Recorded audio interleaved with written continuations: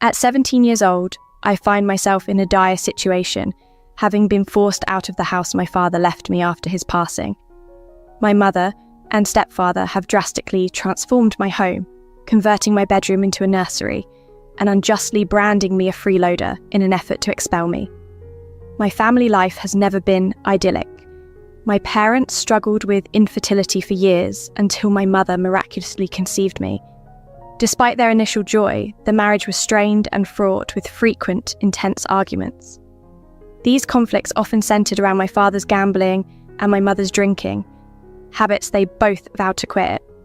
Yet, my mother secretly continued to drink throughout her pregnancy, causing a severe rift that escalated to a dangerous altercation involving a thrown pair of scissors, resulting in a serious injury to my father. My grandparents often shared with me the volatile nature of my parents' relationship. After I was born, my parents seemed briefly unified in their care for me, but the harmony was short-lived. My father would return from work to find my mother incapacitated by alcohol, neglecting her duties as a mother, while I was left in distress. This pattern of neglect continued, and the home environment deteriorated, with my mother often drunk and the house in chaos. My grandmother would visit to find me unkempt and the house in disarray. After numerous attempts to intervene, she finally convinced my father to place my mother in a rehabilitation centre and took me into her care for several months. Today, I am urgently seeking guidance on how to handle the current crisis, being evicted from my own home by my mother and her new partner. This upheaval has left me disoriented and desperate for advice on navigating this complex and painful chapter of my life. Living with my grandmother were the happiest days of my life. She nurtured me with bedtime stories, nutritious meals, and frequent trips to the park, a sharp contrast to the home I knew. Unlike my mother, who was quick to anger, my grandmother offered a calm and loving presence. She never scolded me harshly or punished me for accidents, such as breaking a plate. Under her care, I felt genuinely safe and loved, something that seemed almost motherly, surpassing anyone else's attempts to look after me. I cherished her deeply, unable to imagine surviving without her. Despite frequent visits from my father, who relayed messages of longing from my mother, I dreaded the thought of returning home. My wish was to stay with my grandmother indefinitely.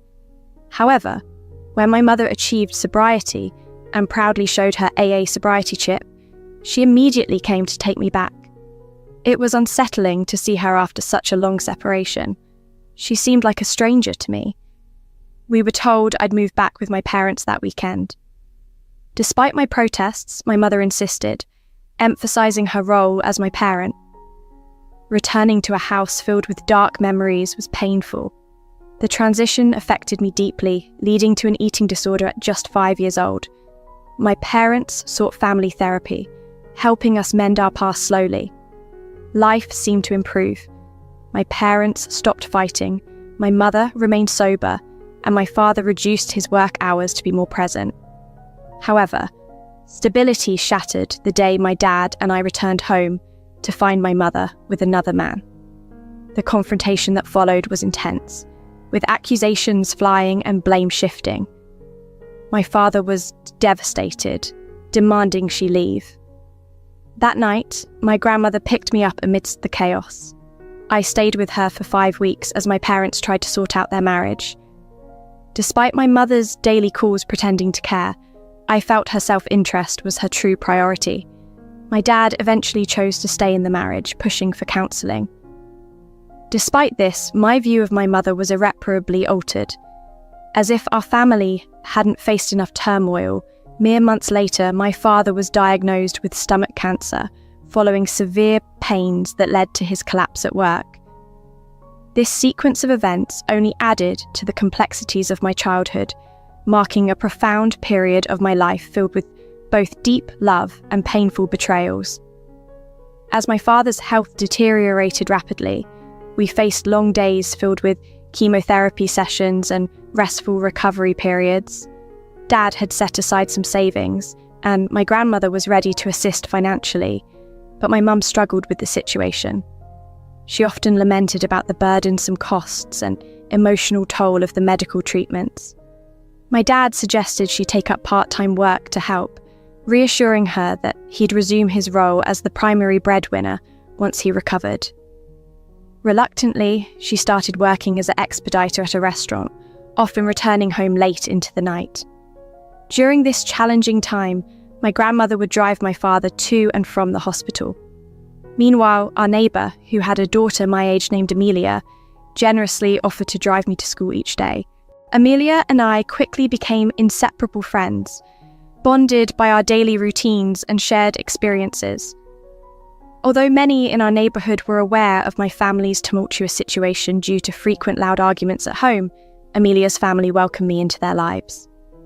They often invited me over for meals, countering my mother's harsh view that I was just a charity case to them.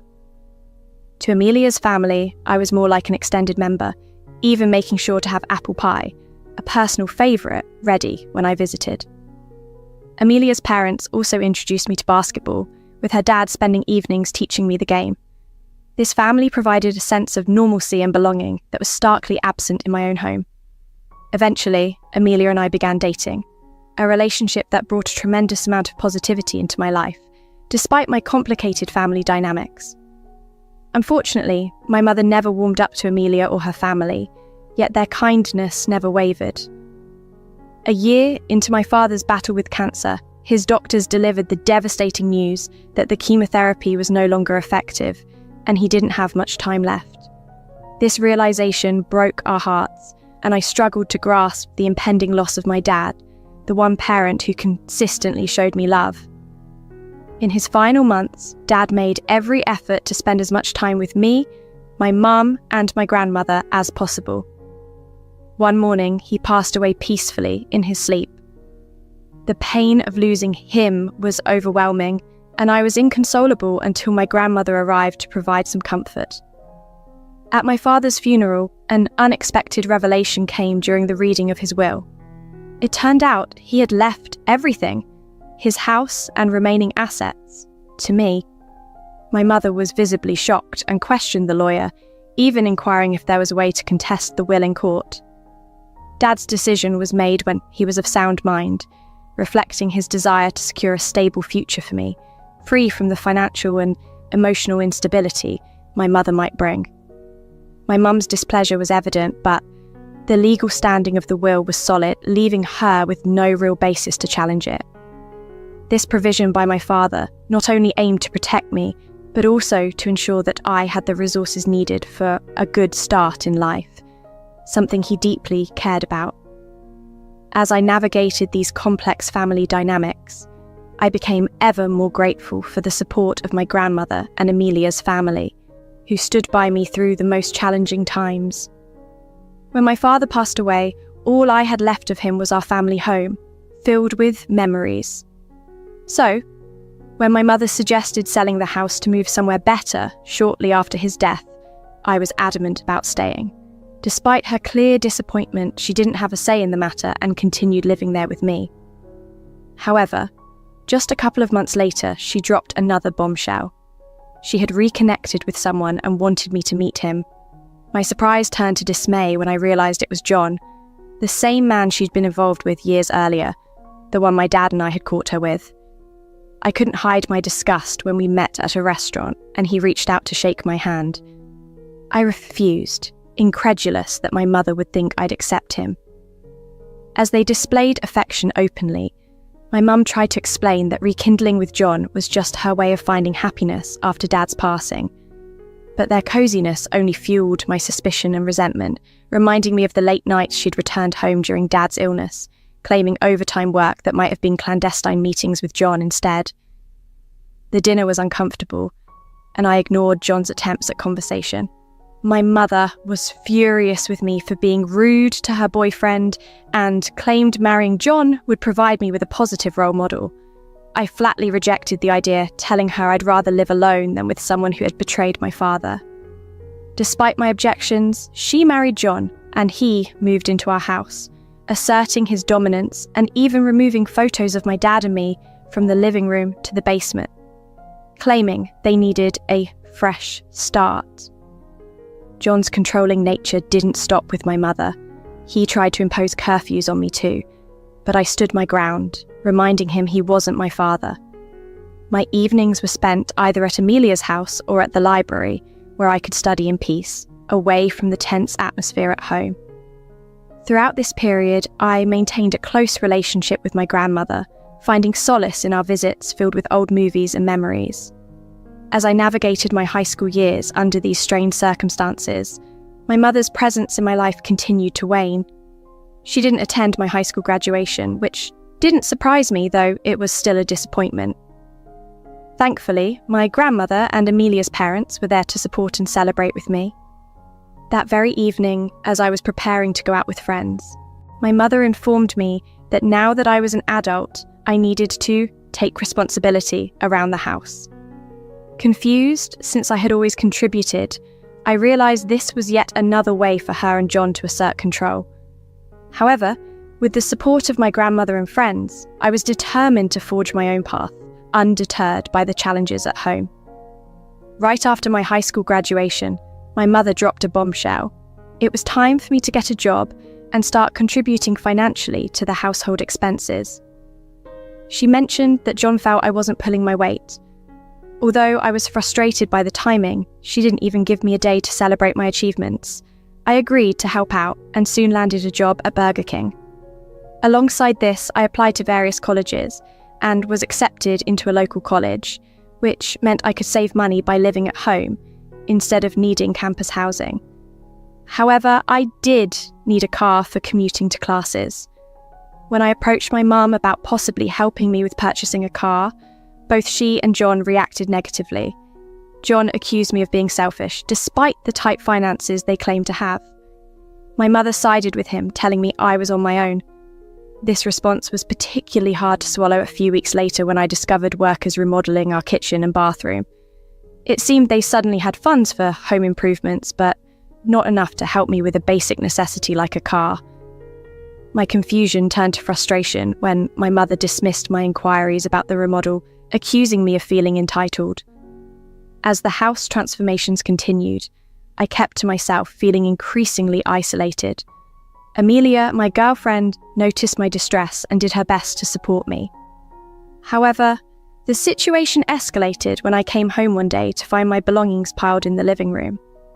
My mother and John called me downstairs for a serious talk and excitedly announced that my mother was pregnant with John's child. They had been keeping the pregnancy a secret for over 3 months. John then stated that they planned to convert my bedroom into a nursery for the new baby, and that it was time for me to move out. They described me as a freeloader and suggested that I move in with my grandmother until I could afford a place of my own. Feeling utterly rejected and unwanted, I didn't argue. I quickly called an Uber, grabbed my important documents, and left for my grandmother's house. She was just as shocked and angered by their treatment of me. While she was eager to confront my mother, I wanted to seek legal advice first to understand my rights in this bewildering situation. The whole ordeal had left me reeling, but at least I had the support of my grandmother during this difficult time. Having recently turned 17, I found myself in the middle of a legal and emotional battle regarding the ownership of my family home. The house was legally mine, according to my father's will, yet my mother and her new husband John were living there. Uncertain of my next steps, I decided to consult with a lawyer to understand my rights and the legal procedures I needed to follow. The lawyer confirmed that the house was rightfully mine and advised that the first legal step was to issue a formal eviction notice to my mother and John. If they failed to comply, I could then proceed with legal action against them. Armed with this information, I felt a mix of relief and resolve. With my grandmother by my side for support, I visited the house while my mother and John were out. I didn't bother ringing the doorbell. Instead, I called Amelia's dad, who kindly agreed to help me change the locks on both the front and back doors. By the time my mother and John returned, the locks were changed, and I was ready to confront them. Standing on the porch with my grandmother, I refused to let them inside. My grandmother, undaunted by John's visible fury, firmly told them they had 26 days to vacate the premises as I had plans to sell the house. I handed them the eviction notice, which my lawyer had prepared, outlining the 26-day period and the legal ramifications of non-compliance. John, red with anger, crumpled the notice, but my grandmother coolly informed him that his actions wouldn't change their situation. As the confrontation escalated, my mother began to plead, citing the stress of her pregnancy and the inconvenience of moving. However, years of neglect and resentment boiled over, and I couldn't hold back. I rebuked her for her years of absence and neglect, especially during the time she was incapacitated by alcohol rather than caring for me. I told her it was time she and John stopped relying on me and found their own place. Despite her pleas, I stood firm, driven by years of feeling unsupported and exploited.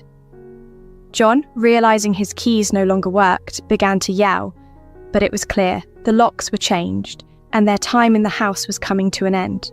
I had made my decision, and there was no turning back.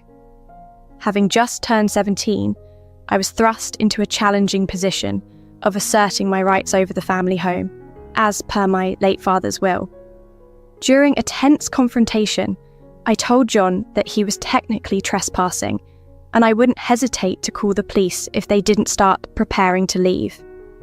It was both gratifying and sobering to assert such authority, emphasising the reality that I was ready to take legal actions if needed, which could potentially deplete their finances while I recovered costs through the sale of the house.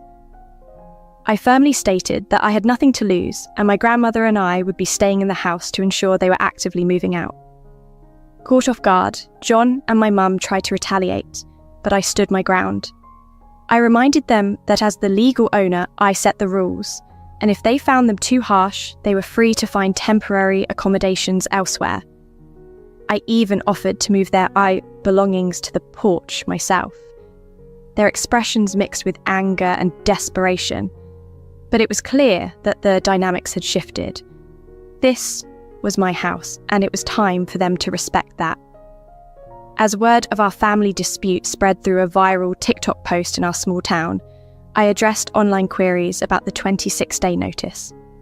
It was a precaution advised by my lawyer to ensure there was no legal backlash against me. Regarding the money John spent on home renovations, I stated that I was willing to reimburse him if he provided legitimate bills, as verified by my lawyer. Many also wondered why my grandmother and I chose to stay in the house during this period.